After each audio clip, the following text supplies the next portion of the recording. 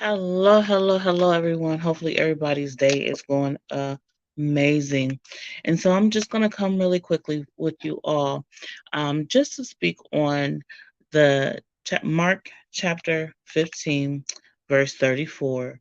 And here we do hear Jesus saying, "Why have thou forsaken me?" I'm actually going to be reading from the NLT version, and it's going to be Mark chapter 15, 33 through 35. And it says, "At noon, darkness fell across the whole world, the whole land, until 3 o'clock. Then at 3 o'clock, Jesus called out with a loud voice, Eloi, Eloi, lema sabachthani, which means, my God, why have you abandoned me?" Some of the bystanders misunderstood and thought he was calling for the prophet Elijah. And so here we are. We have already been through, if you've been with us throughout the day, you've already heard how Jesus has um, shown forgiveness. Even on the cross, he has still asked God to show forgiveness to the ones, to the Samaritans that were prosecuting him. Also, just, to the ones that were. Um, Out there persecuting him and so forth, that was doing all these things. He said, God, show them forgiveness. And then he also told the three men on the cross, or the two men on the cross. I do apologize. He was telling the two men on the cross that you will live in paradise with me. And so, therefore, another display of forgiveness. And then, right before this, here, he tells his mother, "Woman, behold thy son," and tells his beloved, um, the disciple he loved, I call him his beloved disciple, but the disciple he loved, and told him, "Woman, behold thy mother." And they went on to live. And so now here we are, and darkness has come over the land, and Jesus is crying out, like, God, why have you forsaken me? Where are you at? Where have you gone? Right? He's questioning him, right? Where have you gone? And to many that will be like, oh my goodness, I know exactly. A lot of us can relate to that. Like, we've been through some dark times, been through some dark moments in life, and we're asking, like, God, where are you at? Where are you at? We're not saying Father, right? Because that makes things personable. That makes our relationship very personable. He's saying here, my God, not my father, but he's saying, hey, I want you even the more in my life, because I feel like maybe I feel, right, I feel that you have left me. But we know that we serve a God that never leaves us nor forsake us, right? We went over that in the previous video. And so we know that we serve a God that never leaves us nor forsake us. And so therefore, even in this moment,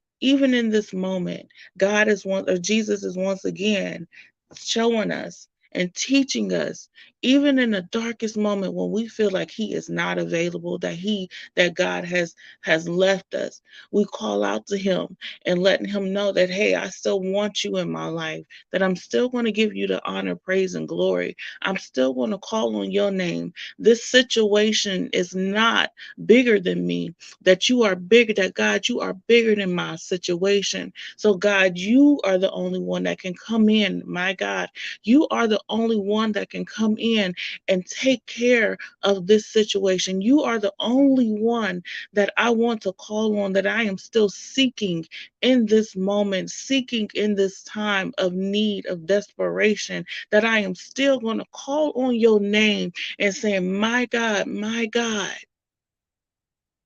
Yes, we will want to focus on the ending part where it says, why have thou forsaken me? But God didn't forsake him. God didn't forsake Jesus. This was a display of Jesus' humanity.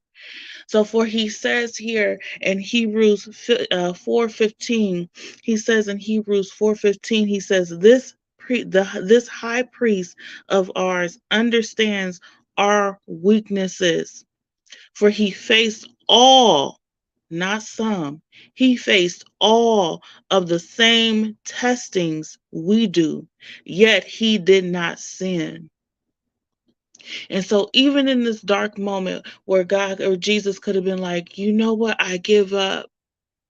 I know the power that I hold. I know that I can get down from here. I know that I can heal this land. I know that I can do this. Why? Because God lives in me, right? I am your God in human form. So I know what I can do. So I can just get down from here. That would have been a sin. But even to the last moments, he says, I sin not. I shall not sin. My God, my God. I will still call on my God. I will still call on him through the dark moments. He has never left me nor forsaken me. For that word will for always be true, regardless on how we may feel, what it may look like, it will forever be true. And I also then want to tap on really quickly where it says here that some of the bystanders misunderstood and thought that he was calling for the prophet Elijah. See, sometimes when you're speaking in a different language, when we speak in our heavenly language, right, people will not understand and misinterpret what you are saying and who you are calling after because they're not connected. This was another display of the connection that Jesus had with God. This is another display. So when you hear people going up in tongues, understand that this is more than just saying, oh, they think they all that or they think they just know. This is saying I'm tapping in. This is a display of I'm tapping in. And what I need, this conversation that needs to be had with only the ones that understand, with only the ones that are tapped in. For the enemy cannot come in the midst of this moment right here. So understand that when you begin to speak in your heavenly language, yes, sir. I know it's coming all the way. Yes, Lord. I feel it in my soul. I'll be like, ooh, wee, Jesus. I feel it. But yes, when you begin to just tap all the way in, yes, Jesus, that you just know, like, look, this is an intimate moment between you and God. And you're saying, God, I am tapping all the way in and I am welcoming you into my life and that I am still keeping you at the head of my life. You are our Alpha and our Omega. You are our beginning and our end. And so to the end, we will continue to say, my God, my God. We will continue to call on our God. You guys have a wonderful and beautiful and amazing day. And just remember, through it all, you're never left.